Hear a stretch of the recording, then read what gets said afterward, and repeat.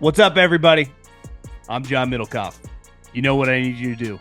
Subscribe to our YouTube channel. We got content for days reacting to every NFL game all the time, every single day. Subscribe, like the videos. Let's go. What is going on, everybody? Little Middlekauff mailbag time. At John Middlekauff is the Instagram.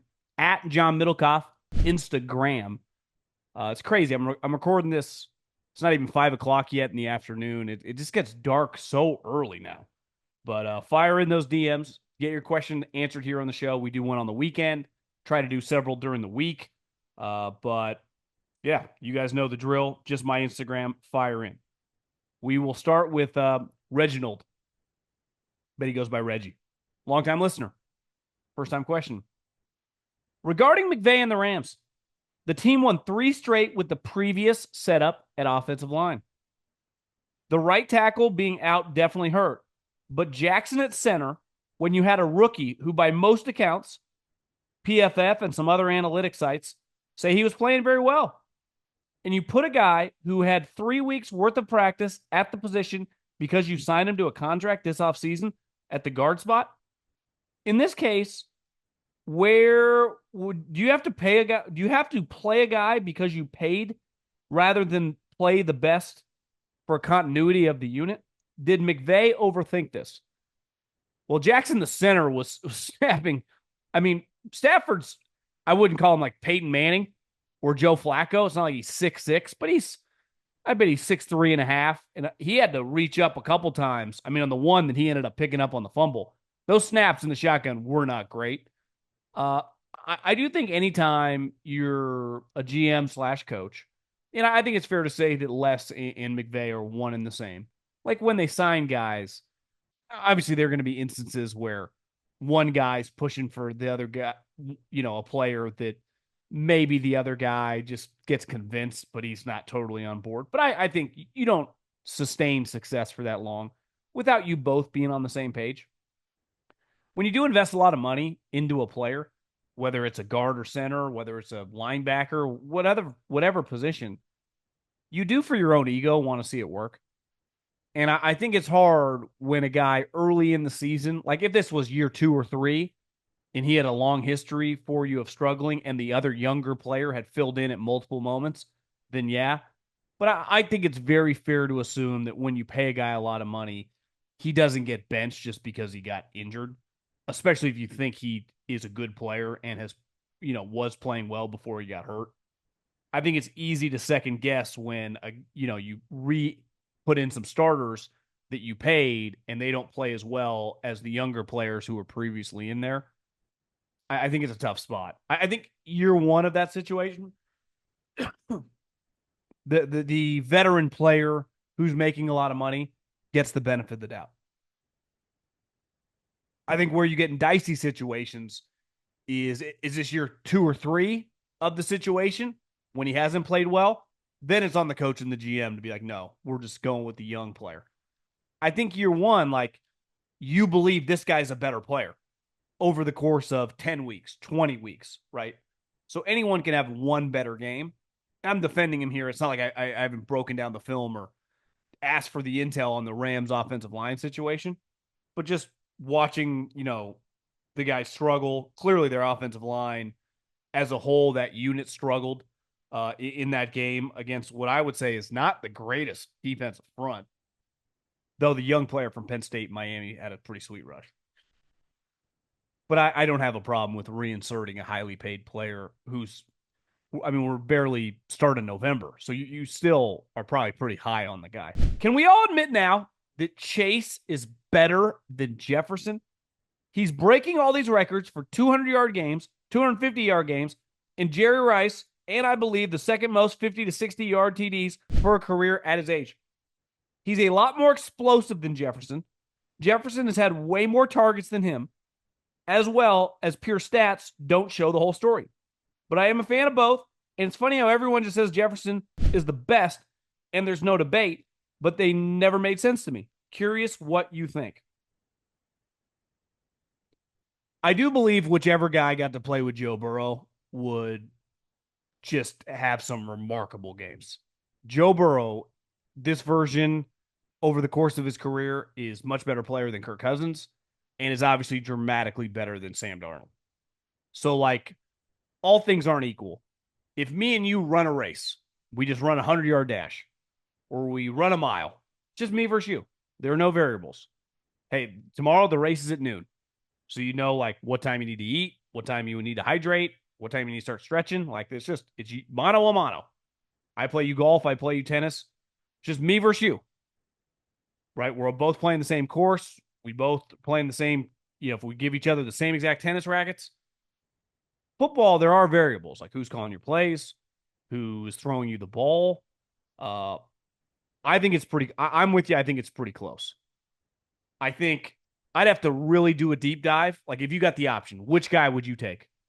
If you were starting a team tomorrow and you got to pick one of the two, I would have to do a lot more research. I would not feel comfortable just going, I would take Justin Jefferson right now. And I'm guilty of saying Jefferson's the best wide receiver. But I think I said, when did they play?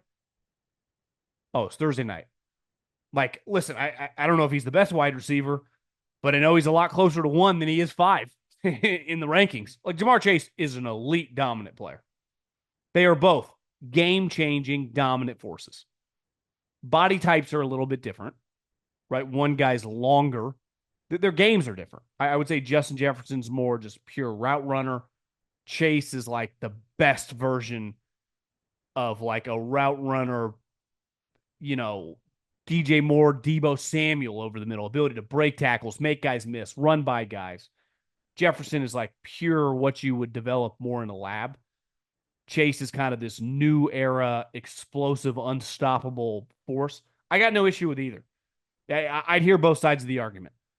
I think as I sit here right now, not doing deep dives, because I'm with you, it wouldn't be about the stats. My deep dive, if I was going to pick between the two of them to like play for my team, if I was a coach or a GM, I'd have to do more research on the person, which clearly they both really like football because they play their ass off. And two, just uh, really study the tape. Because again, we're nitpicking. It'd be like, who do you want, TJ Watt or Myles Garrett? Well, you couldn't go wrong either way. But if you were really choosing one or the other, you would have to do a deep dive, right? It's like, hey, I'll give you two homes. They're both worth $9 million. Well, if you didn't get to pick or you didn't get to choose, you're like, well, give me either. Because even if I don't like it, I'll just sell it. But if you truly had to live there and they're giving you two options, like, you would probably do a deep dive. You'd want to go check them out. So I hear you. I do think we kind of flippantly give Jefferson more credit than Jamar. Now, his stats, like you said, are pretty hard to argue. He does get a lot of targets, which obviously boosts the stats. But I think when you look at Jamar Chase, yeah, I mean, Jefferson's just been a lot better. I do think Jamar is a pretty special player, and he's having a very, very special year. He's having a year a lot like Justin Jefferson. I mean, last year he had 100 catches for 1,200 yards and 7 touchdowns. Good year. Previous year, 87, 1,000. I don't have the games played on the way I'm looking at it right now. Again, he's a fucking baller. Uh, I say right now Justin Jefferson, but I hear what you're saying. Teams find starters and quality players in the third round all the time. As a Niner fan, my buddy and I are still upset we invested a third round pick for at best an above average kicker. Obviously, Moody had a rough game, and I don't want to let recency bias skew this. But if you're using a third round pick on a kicker, you got to be sure he's the guy. In your opinion, how egregious of an error is it taking a kicker in the third round when there's, for example, Dominic Pooney's out there? Shouldn't kickers be seventh rounders or UDFAs? I think this is a pretty simple answer for me. I would say there's a line where you can't take a kicker. You would never take one in the first round. You would never take one in the second round. I have a hard time taking one if I'm a bad team and I'm drafting in the top half of the third round. I do think once you become a Super Bowl team or once you become a high-end playoff team and you draft at the end of the third round, you view that pick, and maybe you don't have a fourth round pick. Like, what the hell's the difference of me taking this guy at pick 96, let's say? I'll pull up what his exact pick was, than if I were to have a fourth round pick, right? Jake Moody was pick 99. So if I'm the 49ers, I'm at pick 99. There's a big difference to me taking that kicker at 99 and 75 because you go, well, the fourth round starting in a couple picks, and we don't have the option to pick a guy. Once you start getting to that third day, it's like, whatever.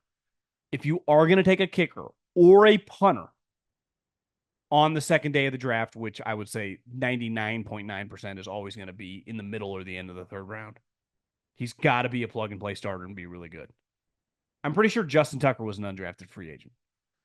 And I saw Richard Sherman going on this rant because, like anyone with a brain, him, myself, and everyone else that I respect defended Deebo Samuel. Because Deebo Samuel looked at Jake Moody, who was drafted in the third round. His job was simple: make kicks. And so far, early in his career, including the Super Bowl, he has missed kicks.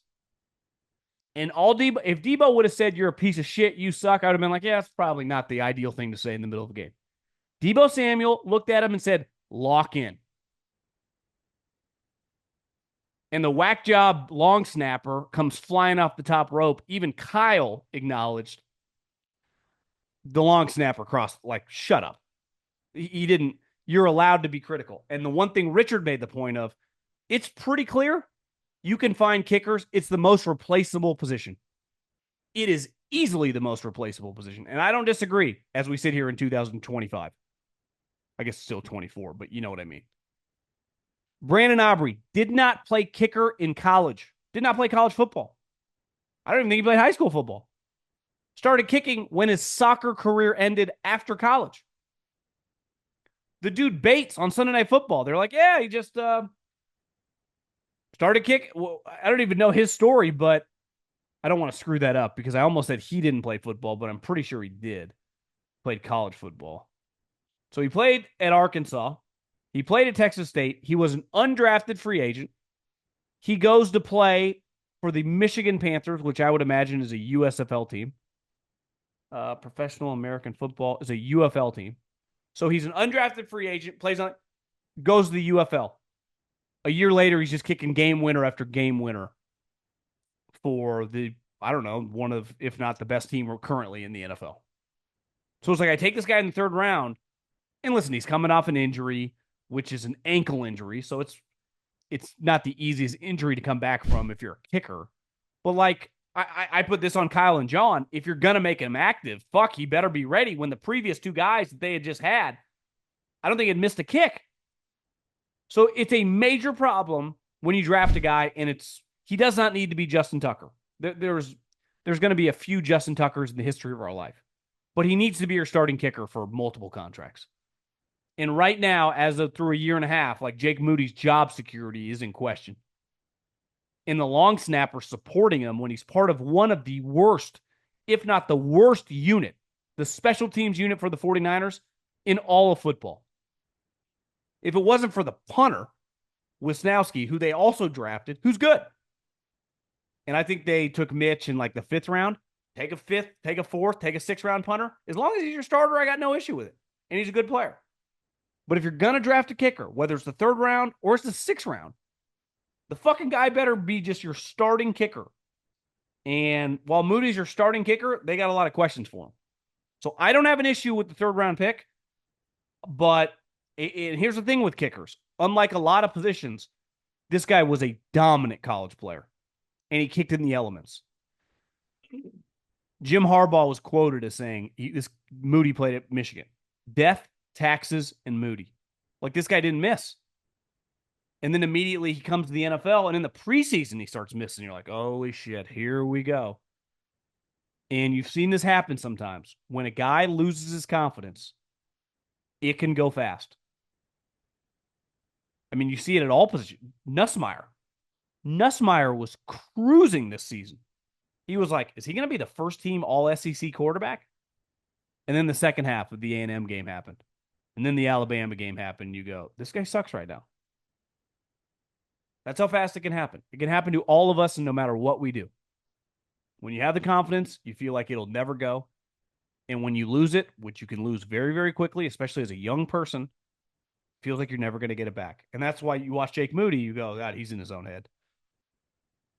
And the hard part about kickers is like, well, you can't, it's not like, he's the right tackle or Debo or, your safety where you can just start screaming at like, hey, and, dog cussing them on the sideline to get their head in the game. It's like, no, we got to be very careful. They're very fickle. If you yell too loud, he won't be able to hold down his food and then he'll miss another kick. It's like, holy shit. No wonder these other players, like, listen, you can be critical of like, Debo has his moments, but it's like Debo's having an excellent game. I've seen him carry a fucking NFL team to the NFC Championship game. I mean, over a course of 2 months. Like, I'm sorry. If Debo tells you to lock in, just be like, yeah. And even Moody was like, he was right. And I get the long snapper like, be quiet. Shut up. It's like, no, buddy, you be quiet. Let's pretend you're a little kid at Thanksgiving. You'll sit at the little kid's table. Be grateful that there's food on your table. No one wants to hear. The grown-ups don't want to hear from you. So just keep your mouth shut. It's not shocking that Kyle came out like, yeah, our long snapper was wrong. Even though Debo chokeslammed him. Should have kneecapped him.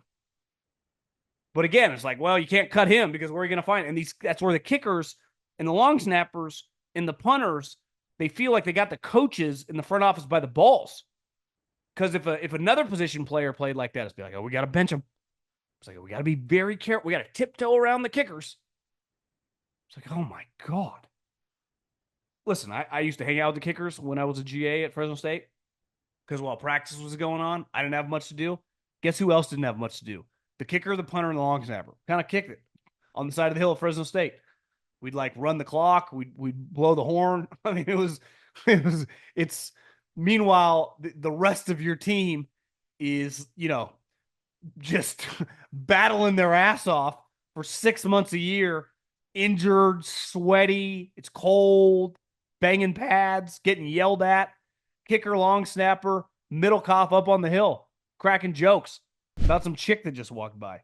The NFL season is rolling along, and contenders are starting to separate from the pack. But one thing has not changed, and that's DraftKings Sportsbook, an official sports betting partner of the NFL.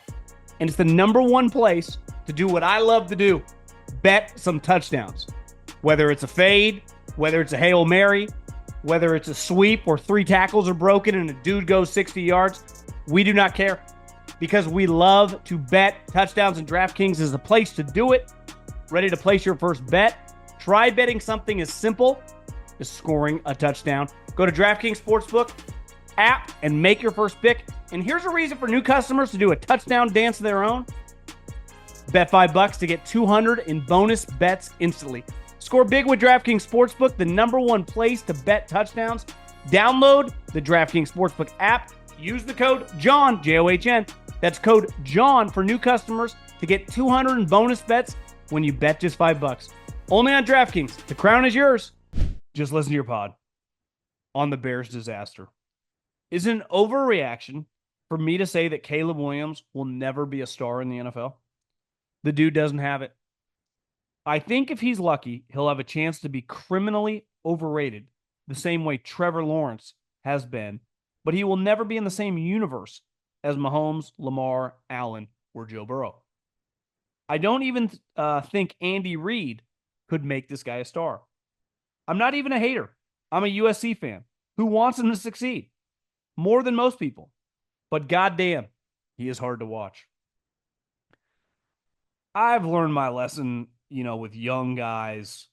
I would say more often than not, if you bet against young players, I guess I was going to try to make the analogy for all sports, but let's just stick to football. Guys, their rookie year who really, really sucked. If you just bet on them not being a good player, you would be right way more often than you were wrong.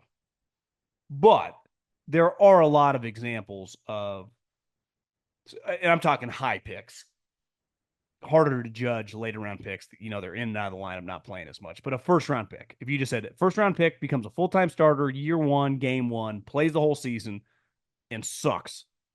I would say most players go on to not be good, right? Usually, I would say a large percentage of them pop right away. That the good ones, right? You can see like, damn, Micah Parsons guy, damn, it's Nick Bosa, Myles Garrett, Trent Williams, whoever. But there are a lot of examples of guys that struggle early and become really good players. So, like, would I bet my 401k, which is booming, by the way, that he's going to not be a good player? I would not. I do think it's very, very concerning, though, when you struggle from within the pocket. So I think best case scenario for this to work, he's going to have to play a version of like Russell Wilson in Seattle. And clearly, Eberflus didn't want him to play like that. He wanted him to be like a pocket quarterback. That's not what he is. Part of a good coach, and this is why Eberflus and Waldron are shitty coaches, is like, what does the guy do well? Especially with a young player. Like, what does he do well? Whatever he does well, we need to figure out how to do that well. I don't know who I was listening to. Did I read this or did I listen? I don't know. Some sports content somewhere. Is when Cliff became the offensive coordinator for Washington. And I don't know if it was after the draft or during the draft process. He spent a lot of time at LSU with their coaching staff. And he really tried to hone in on the best plays Jaden ran as in the passing game and in the running game. And obviously some of those plays might not be in his playbook. What did he do? He's adapted those plays so Jaden can be successful. I never understand a coach who this is what we do no matter what, and then you draft a player and then try to fit him into that scheme. Now, if you draft a player because you saw everything he did in college fits your scheme, okay. But Shane Waldron, his offense, or whatever he was asking Russell to do, which was much more drop back passing, is just not what he's gonna be. You need to get this guy on the move. I would say some play action layups. I would say I would just get him moving. Like dropping him back 3-5 steps and have him feeling the pocket is not his strength right now. And if it never is, then yes, he will never be a star. Because how did Lamar, I know Lamar won an MVP early, but like how did he become, I would say these last couple of years, one of the best players we've ever seen in the regular season? Because he can dominate from within the pocket and he's comfortable within the pocket. That's one thing Russell could never do. And the hard part for Russell, he couldn't see. If Russell was 6'4", would he be a better pocket passer? I believe he would. Well, what do you see when you watch Caleb Williams? Kind of looks short. Like, I just feel like, is it hard for him to see? Where did Caleb measure in at the combine? I mean, he's a fraction over 6'1". A short offensive lineman is 6'3". So when you factor in helmets, you had a lot of guys ahead of you that are 6'4" and 6'5". It's just difficult to see.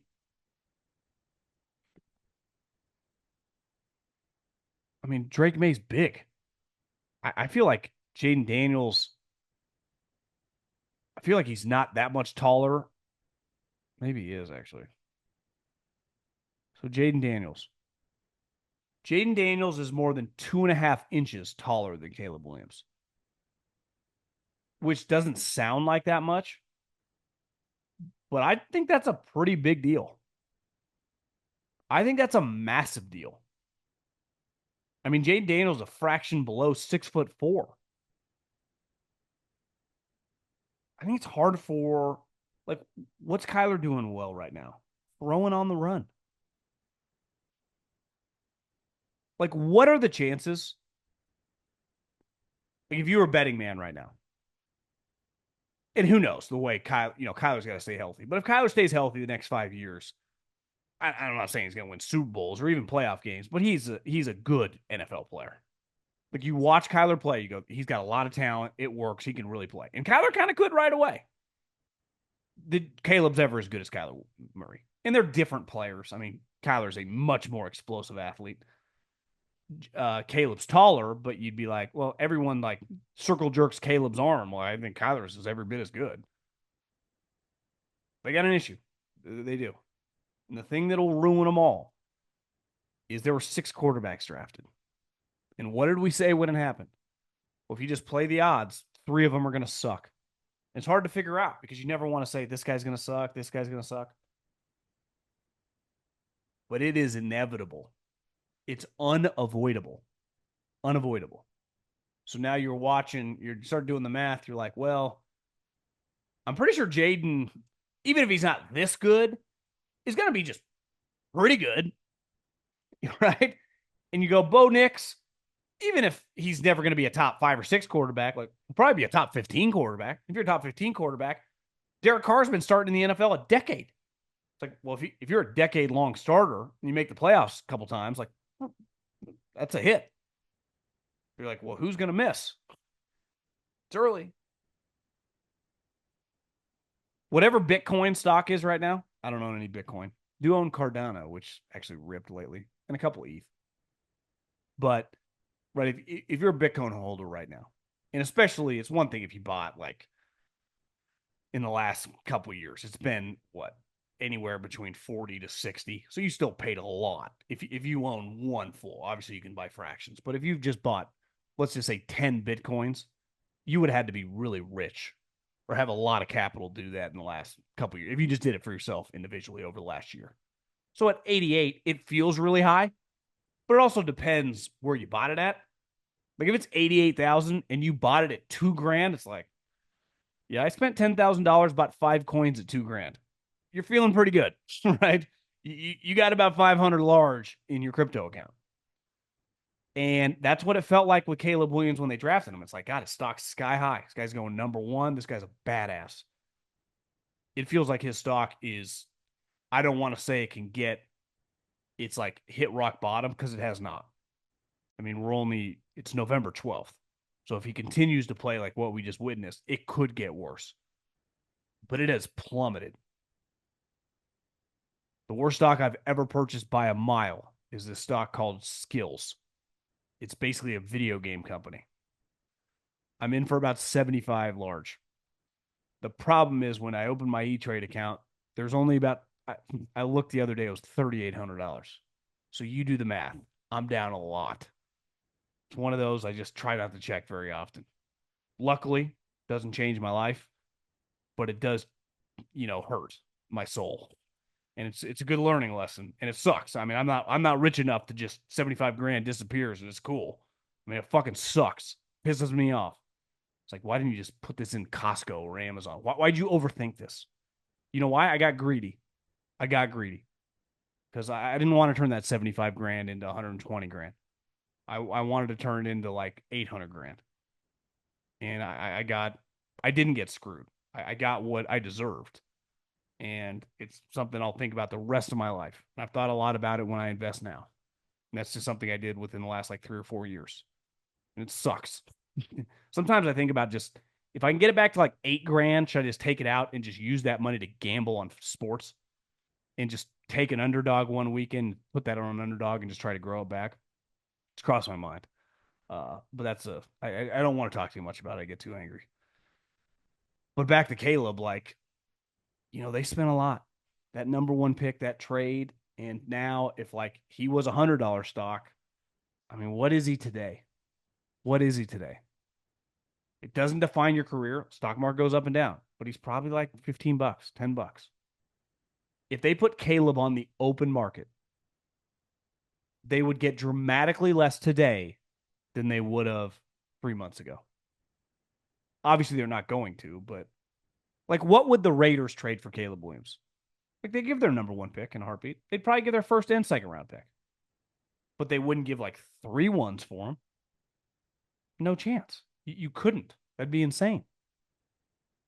But in August, what would the Raiders have give if like, hey, the Bears were like, hey, we just drafted this guy, but we'll trade him to you. Give us your best offer. I mean, what would they offer? 3 ones and Devontae? I mean, they would have offered a stupid amount.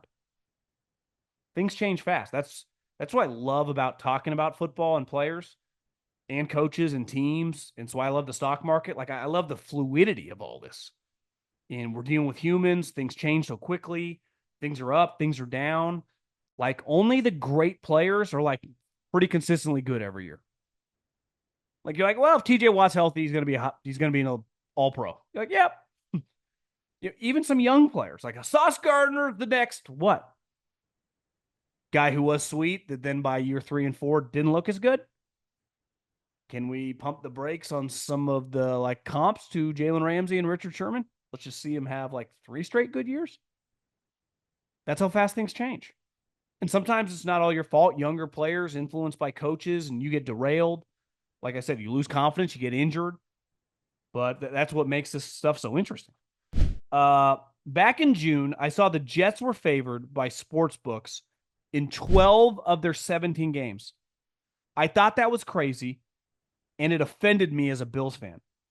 So as a fun bet, I threw $100 on their opponent's money line in every single one of their games. 1,700. Man's got a little money. After Sunday's debacle in Phoenix, I now am up $674.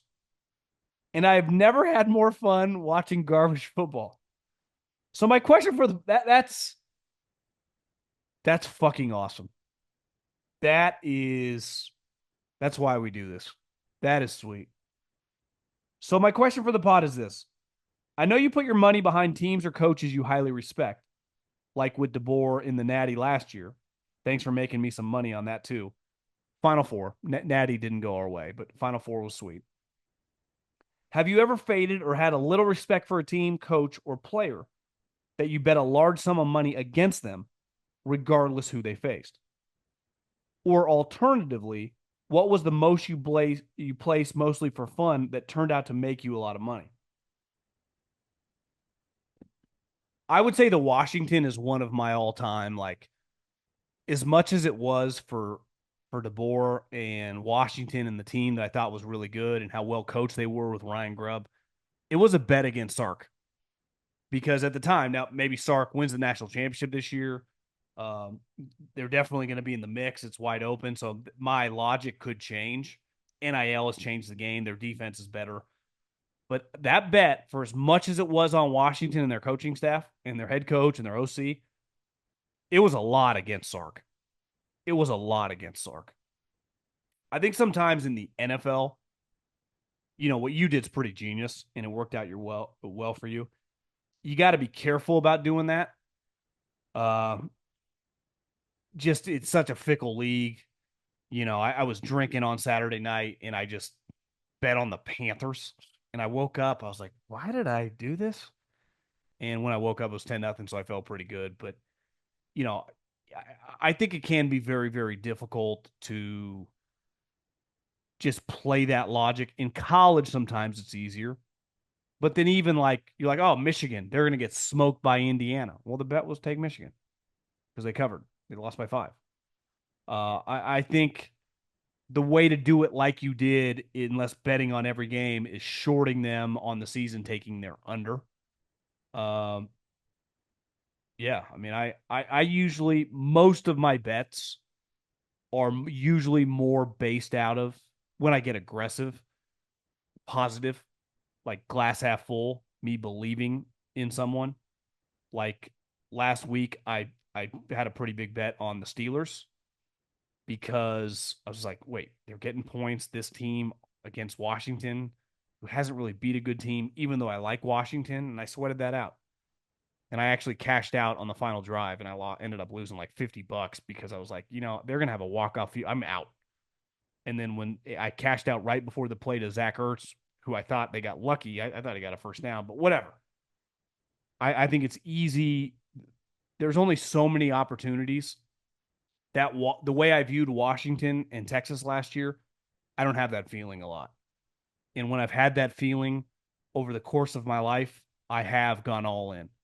I go back to college when I was watching my buddy's house over Christmas break, and I watched the Giants play the '07 Pats, and they easily could have won that game. I'll never forget being at my buddy Fry's house in this back TV room. He had a big screen TV in '07, those TVs, they weren't like these 80-inch flat screens. They were like they looked like a Suburban. And I just remember I thought the Giants were going to beat them, and then Randy Moss catches the ball down the right sideline, and I was like, I think this Giants team is pretty good. Like they match up. They were one of the only teams that matched up well with that Pats team. And then somehow they made it to the Super Bowl. And I took all the money I had. I can't remember the exact amount, probably somewhere between like 1,400 and 1,700. And I put it, at the time in '08, I guess it would have been, January of '08 or February of '08. I don't even know what the site would have been. Bet it all. And I convinced a buddy to do like the same. He put like $1,000, which at the time might as well have been like the equivalent of 100 grand to me.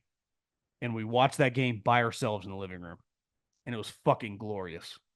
So I would say the other time I did it was when the Super Bowl was in San Francisco, Carolina against Denver. I'll never forget. One, I had seen Denver play because I was doing the Raiders post game, so I had seen them live for a couple years, and I just remember thinking like, listen, I'm not Belichick. I haven't been watch studying this league for 50 years, but in my short time around football at the time, it was 6 or 7 years around the NFL, seeing teams live like all over the league, AFC, NFC. I was like, this defense is pretty top notch. Their defensive line was incredible. It had DeMarcus Ware, Von Miller, Malik Jackson, who was a baller, and Derek Wolfe, who was also a baller. All four of their starters. I mean, Von Miller's a Hall of Famer. Ware's a Hall of Famer. The two inside guys, when they were healthy, were dominant. Their secondary was elite. It had Aqib Talib. They had drafted Roby, and they had Chris Harris. So they had three high end corners, and the one guy who could play the slot was awesome. And honestly, all three could play the slot if he had to. And then their safeties, I forget the big hitting safety they had, but he would who were their two safeties? They were big hitters. And I remember thinking like, you know, I kept watching the Panthers walk around town that week, like Monday through Saturday, and they were kind of screwing around. And I remember thinking, you know, I feel like one team's a little more focused than the other. I remember that really stood out to me. I thought, like, I don't really love the focus of the Panthers. Now, I didn't think Cam was going to have such a bad day, but I did. Oh, TJ Ward was a safety. TJ Ward would hit you so hard. He was one of the hard hitting safeties I remember seeing. Webster. I mean, they had Darian Stewart. I just remember thinking like I just think this Denver Bronco defense is elite. Peyton couldn't throw, but it was like I don't think that Denver or Carolina's gonna be able to run it and score on them. So I bet at the time 3 or 4 grand, which was an astronomical amount of money for me at the time, and it was all the money I had. And I remember feeling pretty good about it. And I went, and it was awesome. And then Cam didn't jump on the ball. It was sweet. I remember getting drunk and just I was so happy. I was I've been I've made a couple huge bets on Super Bowls that have been pretty special. And gambling, and especially a game like I didn't care. Like I'm not a Bronco guy. I'm not definitely not a Panther guy. But being at the Super Bowl, having money on one team and that team dominating the game. Now, listen, I'm a 49er guy. I bet a lot of money on them last year. That really sucked. And I rooted for Andy back in 19 when he played the Niners. Uh, and listen, I've been a 49er fan since I could walk, but I just, knowing Andy, I knew how much just that meant for his legacy. And I was cool and it was weird. I didn't have any money on that game, but I found myself kind of rooting for the guy. And when it ended, I was really happy. That was not the case. He'd already won two. He didn't need the third. Uh, and I had 5Gs riding on it to try to break even from the Ravens the previous week. God, that was ugly. I mean, Kyle just can't beat Andy. What are you gonna say? Adios. Have a great day. See you guys tomorrow.